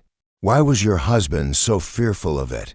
Lady Greyfield hesitated before speaking, her voice barely above a whisper. "It was supposed to take place at the old warehouse by the docks, a place he had gone to years ago, before I even knew him. I think he hoped that if he faced them directly, they would let him go. But I couldn't let him go alone. I had to stop him, Poirot. I had to make sure he didn't go back there." Poirot's mind raced. The warehouse by the docks. It was the location of the meeting, the one Lady Greyfield had feared would be the final point of no return. "And your husband?" Poirot asked, his voice steady. "Did he go?" She nodded, tears spilling from her eyes. "He did. I tried to stop him, but I was too late. I don't know what happened after that, but when I came back to the house, he was already dead." Poirot stood up, his mind now fully focused. This was it. The final piece had fallen into place. The meeting, the debts, Isabella's involvement, everything pointed to a single conclusion. I believe," Poirot said, his voice calm but resolute, "that your husband did not die by accident. He was murdered, yes, but the reason for his death was not just the debts. It was his attempt to escape from the control of the syndicate. Isabella was the enforcer, but she was not acting alone. The syndicate as a whole wanted him gone. He was a liability." Lady Greyfield's face was drained of color. "But why? Why would they kill him?" "Because he was no longer useful to them," Poirot replied. "He had broken free of their control, and in their world, those who try to break free become threats. Your husband's death was a message, a warning to anyone who thought they could escape their grasp." Lady Greyfield trembled as she absorbed Poirot's words. "So it was Isabella. She's the one who killed him." Poirot's gaze hardened. "Not just Isabella. She was the instrument, but the true mastermind is someone higher up in the syndicate. We must find who that is." Lady Greyfield nodded, her face pale but determined. "What do we do now?" Poirot's eyes gleamed with purpose. "We expose them. The syndicate, Isabella, and all those involved. The truth will come to light, madam, and justice will be served." As Poirot turned to leave the study, his mind raced. The pieces were finally in place, but the danger was far from over. The syndicate was a powerful enemy, and Poirot knew he had to tread carefully. But he would stop at nothing to bring them to justice. Chapter 15. The final gathering. Poirot stood at the threshold of the study, his hand on the door handle, as the last pieces of the puzzle began to settle into place. The investigation had taken many unexpected turns, and now, more than ever, it was clear that the stakes were higher than he could have anticipated. The syndicate, Isabella Westbrook, Lord Greyfield's secrets, they were all linked in a web of deceit, corruption, and murder. He turned back to Lady Greyfield, who sat trembling in the chair by the fireplace. Her eyes were fixed on him, as though waiting for some final answer, some form of resolution that might bring an end to the nightmare she had been living. "Madam," Poirot said quietly, "I will gather everyone together. The truth must be laid bare. There is no turning back now. The game is coming to its conclusion, and all the secrets you've kept will soon be exposed. But before I do so, I must ask you, are you prepared for the consequences of the truth?" Lady Greyfield nodded slowly, her face pale but resolute. "I am ready. I have already lost everything. If exposing the truth means justice for my husband, then I will face it." Poirot gave her a measured look. "Very well. But you must remember, madam, the truth is not just for you. It affects everyone in this house, even those who seem most innocent." He turned away and moved toward the drawing room, where the remaining suspects were already gathered. Evelyn, Fenwick, Mrs. Archer, and Dr. Beckall were seated in silence, waiting for what Poirot would reveal next. They knew the investigation was reaching its peak, but none of them could have guessed what awaited them. Poirot entered the room with Lady Greyfield close behind him, her presence a silent acknowledgement of her role in the unfolding drama. The suspects looked up, their expressions a mix of confusion and curiosity, as they had yet to understand the full scope of what was happening. Monsieur Fenwick, Mademoiselle Evelyn, Mrs. Archer, Dr. Beck, Poirot began, his voice firm and commanding. "I ask that you remain calm. The time has come for the truth to be revealed." A murmur rippled through the room as each person shifted uncomfortably in their seats. Poirot's eyes swept across the room, locking with each suspect in turn, measuring their reactions. Evelyn spoke first, her voice sharp with a mix of defiance and anxiety. "Poirot, what is this? Why are we all here? What do you think you've uncovered?" Poirot turned his gaze to her, his expression unreadable. "Mademoiselle, the truth is always revealed in time. And now, it is time for you all to hear it. You have been part of something far larger than you realize. Your lives, your actions, are all intertwined with the secrets of Lord Greyfield, his debts, and the criminal network that held him captive, Lady Greyfield took a slow step forward, her voice trembling as she spoke. Isabella Westbrook, the woman my husband was involved with, is part of a much larger syndicate. She was not just an individual with whom Lord Greyfield had a personal relationship. She was an enforcer for a powerful criminal network that has infiltrated the highest levels of society. The room fell silent at the mention of Isabella's name, and Poirot could see the shock in the faces of the others. Evelyn's eyes widened, and she looked toward her mother, her mouth slightly agape. Fenwick's expression remained stoic, but Poirot could sense his unease. This syndicate, Poirot continued, has many tentacles stretching into areas of business, politics, and organized crime. Lord Greyfield's attempts to extricate himself from their grasp were what ultimately led to his death. He made the fatal mistake of trying to break free, to stand up to those who held power over him. Mrs. Archer's face drained of color as Poirot spoke. "You're saying Lord Greyfield was murdered because of his debts, because of his dealings with this woman?" "Precisely," Poirot replied, his gaze fixed on her. "And not just for debts. He had become a liability, a threat to the syndicate's power. Once he tried to withdraw, once he attempted to make amends, they saw him as expendable." Lady Greyfield nodded in agreement, her voice shaking. "I tried to stop him, Poirot. I wrote him the letter, urging him to stay away from the meeting. But it was too late. Isabella had already claimed her hold on him, and when he defied her, that's when they took action." Poirot turned to face the entire room, his voice calm but resolute. "You all were caught in the web, willingly or not. But it is clear now that the murder of Lord Greyfield was not an isolated incident. It was the culmination of years of secrets, deceit, and manipulation." Evelyn clenched her fists in her lap, her voice rising with emotion. "And what of us, Poirot? What happens now? What will happen to my mother?" Poirot paused for a moment before speaking, his tone gentle but firm. "Justice will be served, mademoiselle. But the truth must come first. Only then can we confront the greater danger. The syndicate, Isabella, and those behind them must be exposed." As Poirot stood in the center of the room, surrounded by the weight of their collective guilt and the unraveling mystery, he knew that the final confrontation was approaching. The truth had been laid bare. Now, it was only a matter of bringing the full weight of justice down on those responsible. Chapter 16. The revealed room was heavy with tension, a stillness that seemed to stretch across the entire manor. Every breath felt like an intrusion on the quiet that had settled in after Poirot's words. He had laid the truth bare, and it had changed everything. Lady Greyfield stood beside the fireplace, her hands trembling as she looked at her daughter, who had not yet fully absorbed the weight of the revelation. Evelyn's face was a mixture of disbelief, shock, and somewhere beneath that, a painful understanding of the life her family had been hiding from her.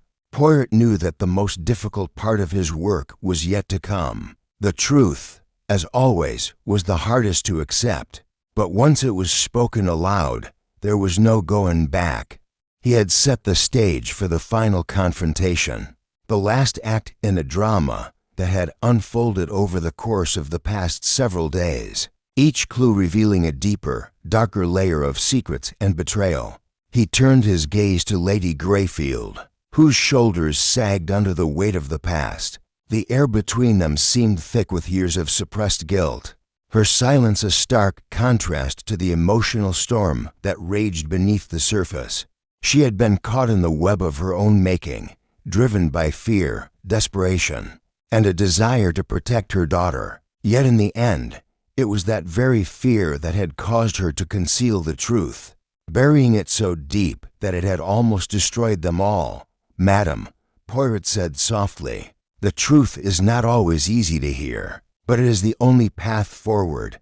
Lady Greyfield's voice trembled as she spoke. I thought I could protect her. I thought I could shield her from the consequences of what we had done. But now I see it's too late. Everything is unraveling." Poirot nodded. The past is never truly buried, madam. It always has a way of rising to the surface. It is how we face it that matters now.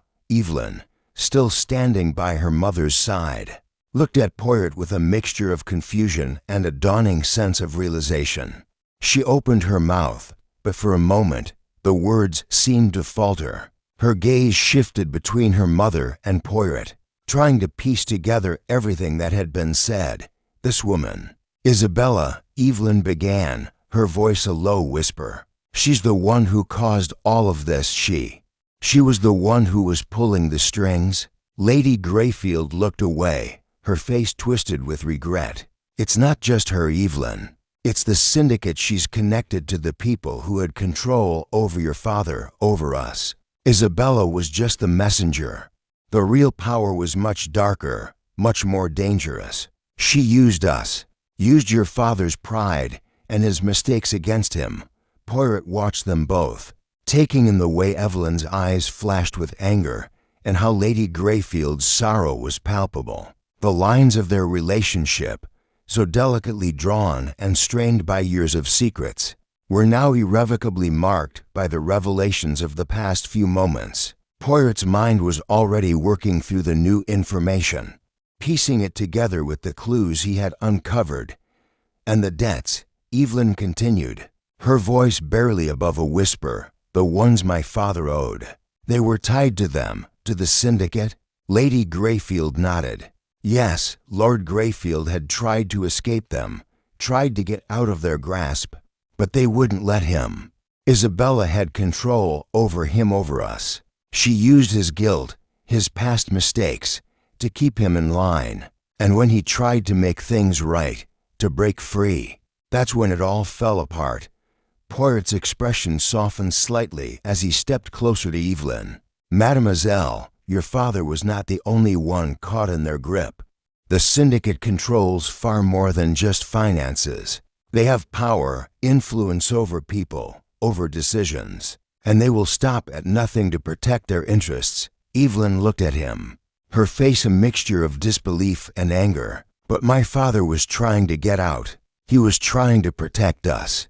Why didn't anyone stop this? Why didn't anyone warn him? Poirot's gaze never wavered. Sometimes, the people who hold power make sure there is no way out. Lord Greyfield was trapped, mademoiselle. He tried to fight, but when you're up against a force like that, there is little room for escape. But what matters now is that you know the truth. It is the only way to move forward. Lady Greyfield's voice was faint, a thread of remorse in her words. I should have told you sooner, Evelyn. I should have warned you. But I was afraid. Afraid of losing you. Afraid of losing everything. Evelyn's eyes filled with tears, and for the first time since the conversation had begun, she seemed to soften. She turned to her mother, her voice breaking. You should have told me. You should have trusted me. Poirot stepped forward, his voice gentle but firm. Mademoiselle, you must understand. Fear makes people do things they would not normally do. It clouds judgment, distorts truth. But now that you know, now that the truth is in front of you, it is time to face it. You are not alone in this. You have the strength to fight for what is right. Evelyn looked at her mother, her expression shifting between sorrow and resolve. After a long moment, she spoke, her voice steady. I don't know if I can forgive you for this, but I will help. We will stop them, together. Poirot smiled slightly, his eyes filled with a quiet understanding. That is the first step. The rest will come with time. He turned to Lady Greyfield, his tone more serious now. Madam, we need to confront them. The syndicate. Isabella must be brought to justice, but we must be prepared. They will not go down easily. Lady Greyfield nodded, her eyes dark with the weight of the past. I know, but I will not run any more. It's time to face the consequences. Poirot's eyes gleamed with determination. Very well, madam. We shall face them together. The truth is now our weapon, and we will use it to bring an end to this. As Poirot prepared to leave the room, his thoughts were already racing ahead, planning the next steps. The final confrontation was at hand, and nothing would stop him from uncovering the full extent of the syndicate's influence and bringing them to justice. Chapter 17. Outcome and Justice. Poirot stood in the middle of the drawing room, his mind working quickly as he contemplated the next steps in his investigation. The truth was finally laid bare. The pieces of the puzzle had fallen into place, and what had once seemed like a complicated web of lies, debts, and deception had now taken on a far clearer shape. But the game wasn't over yet, far from it. The most dangerous part of the mystery still remained: the syndicate, the criminals who had been controlling everything from the shadows. Isabella Westbrook, the woman at the heart of it all, had manipulated Lord Greyfield and his family, and it was time for them to face the consequences of their actions. Lady Greyfield and Evelyn stood together near the fireplace, their expressions a mixture of trepidation and resolve. Both women had been through hell over the past few days, uncovering secrets, exposing lies, and coming to terms with the realization that their family had been part of something far darker than either had imagined. Poirot had helped them face the truth, but now it was up to them to take action. Mademoiselle, Poirot said, turning to face them both. The time has come. We must confront the syndicate. I have gathered what I need to expose them for what they truly are, but I cannot do this alone. I need your help. Evelyn looked at Poirot with a steely resolve in her eyes, her hands clenched at her sides. We're with you, Poirot. Whatever it takes. We'll face them together. Lady Greyfield nodded in agreement, though her face was etched with sorrow. I never imagined it would come to this, but I will do whatever I can to make things right. Poirot gave a slight nod, acknowledging their determination. Good. The truth must be exposed. The people behind this must be held accountable for their actions. The law will do its part, but we must ensure that the right people are brought to justice, and we must be prepared for resistance. The syndicate will not go down without a fight. He paused for a moment, collecting his thoughts. The road ahead would not be easy, but Poirot had faced impossible odds before, and he had always emerged victorious. This would be no different. It is clear now, Poirot continued, that the true mastermind behind the syndicate's operations is not just Isabella. She was the enforcer, but the true power lies in the hands of someone else, someone much closer to the heart of society's upper echelons. This person's influence stretches far beyond what we initially believed. Lady Greyfield's eyes widened. You mean, is there someone else behind all of this? Someone more powerful? Poirot nodded. Precisely. The syndicate's reach extends into business, politics, and even the legal system. They have corrupted everything they touched, and now we must expose them. Evelyn stepped forward, her eyes burning with determination. So, who is this person? Who do we need to confront? Poirot's gaze hardened. The person we must confront is none other than Lord Greyfield's closest business partner, Henry Blackwood. The name hung in the air like a thunderclap. Lady Greyfield and Evelyn exchanged startled glances, both of them processing the revelation. Blackwood had been a name they had both heard before, but never in the context Poirot was now suggesting. He had always been seen as a legitimate businessman and influential figure in their social circle, a man who had helped to shape the family's wealth and success. Henry Blackwood? Evelyn asked, her voice low, almost incredulous. But he was a friend of my father's. They worked together for years. How could he be involved in this? Poirot's expression darkened.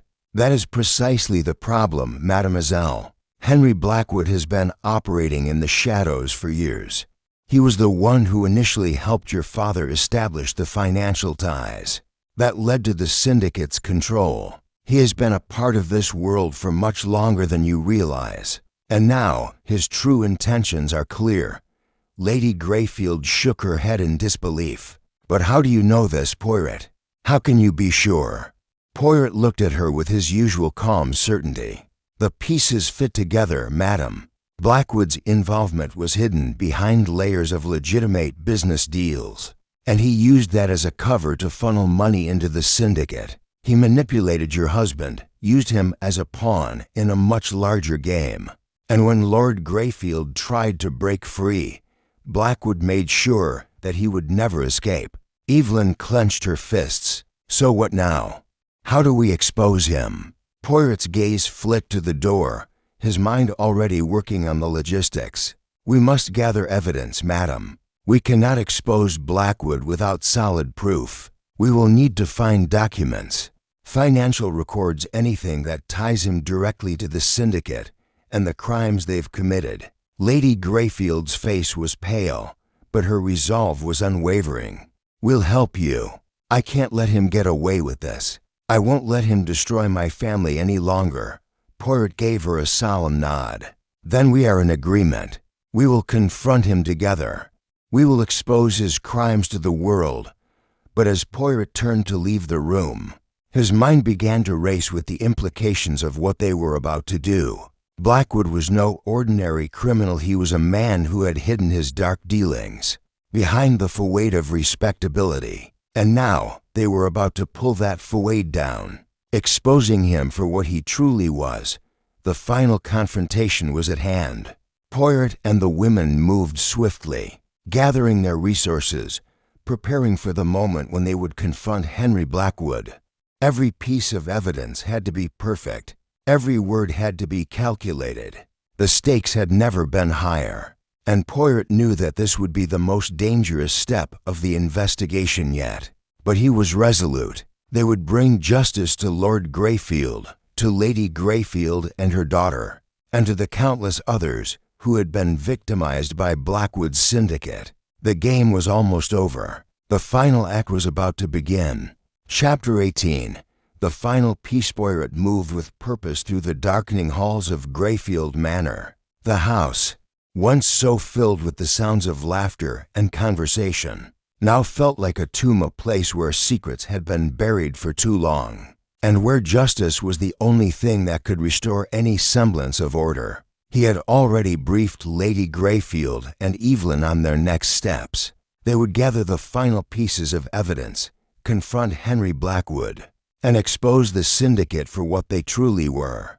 But as Poirot walked toward the study, he couldn't shake the feeling that they were walking into a trap. The syndicate had already demonstrated their ruthlessness. They wouldn't go down without a fight. With a soft sigh, Poirot pushed open the study door. It was time for the final confrontation, but the room felt empty, as though something or someone was missing. He stepped inside, his eyes scanning the shadows. The fireplace was dark, the air thick with the smell of dust. Lady Greyfield and Evelyn were seated near the desk, papers strewn before them. They were preparing the documents they had gathered, but the energy in the room was different now, tense, as though everyone knew the moment they had been dreading was near. We must be vigilant, Poirot said softly, his eyes lingering on the papers. Blackwood will not make it easy. He is a man who thrives on manipulation, on control. He will have thought of every way to undermine our efforts, to cover his tracks. We must ensure that the truth is undeniable. Evelyn, who had been quiet for much of the conversation, lifted her head and met Poirot's gaze. Her eyes were filled with determination, but there was a flicker of fear beneath the surface. How do we even begin, Poirot? She asked. We don't know where he is. We don't know how to get to him. He's too powerful.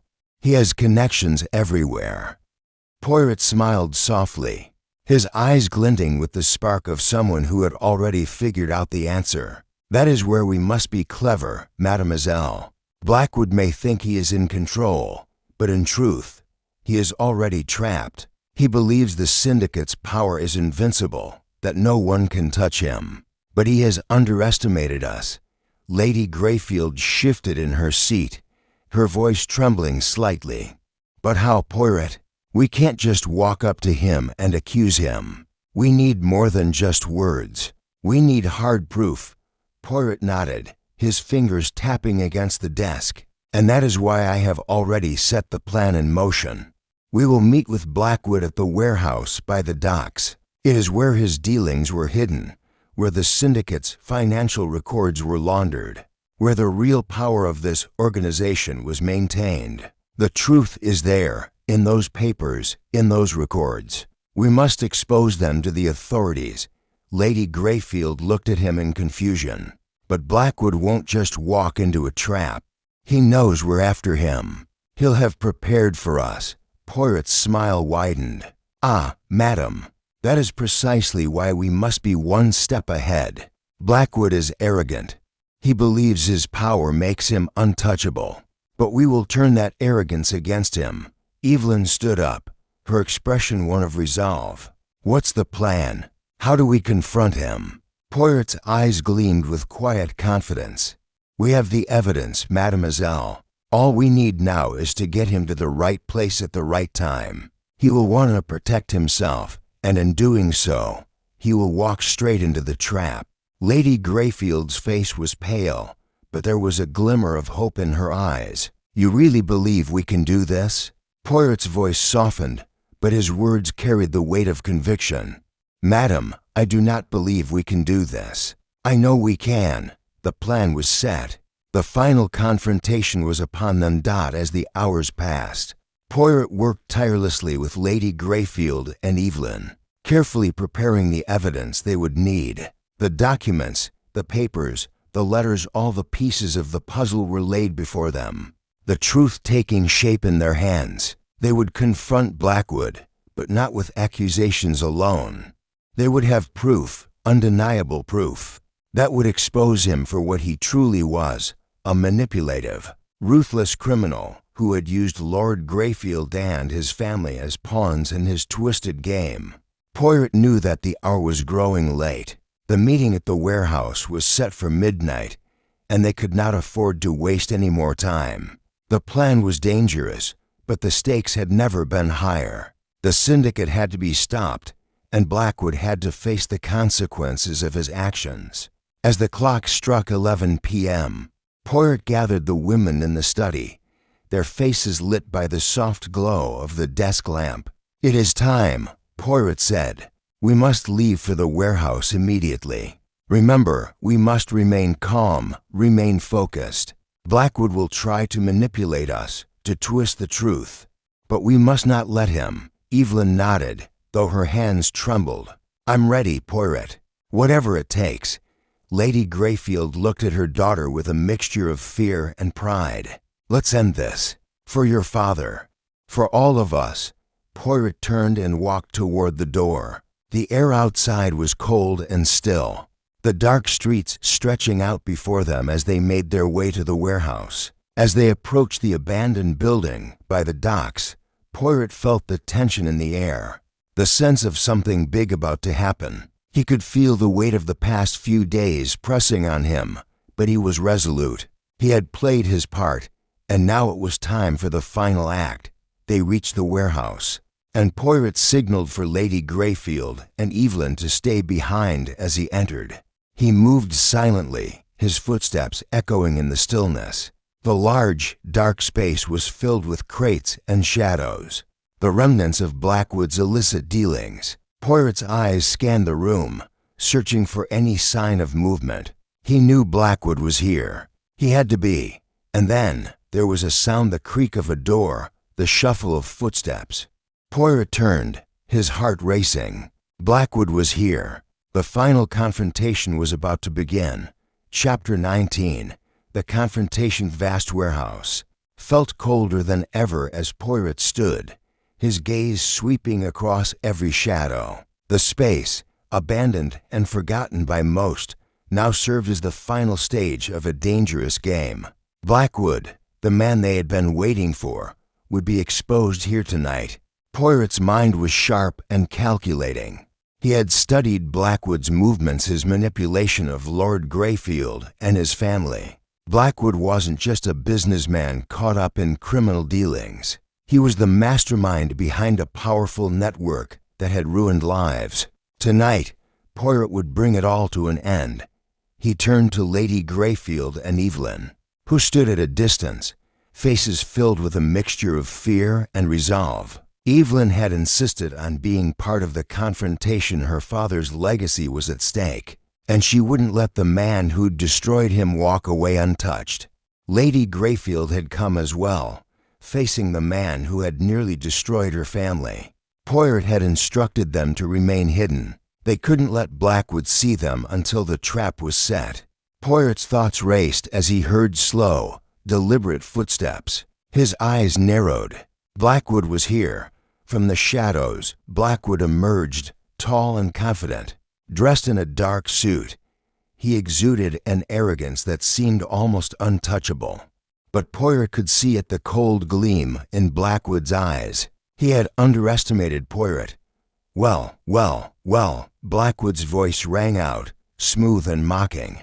I'm surprised to see you here, Poirot. Didn't think you'd be bold enough to come to my doorstep. Poirot observed him, calculating. You are indeed a man of audacity, monsieur. But your time has come.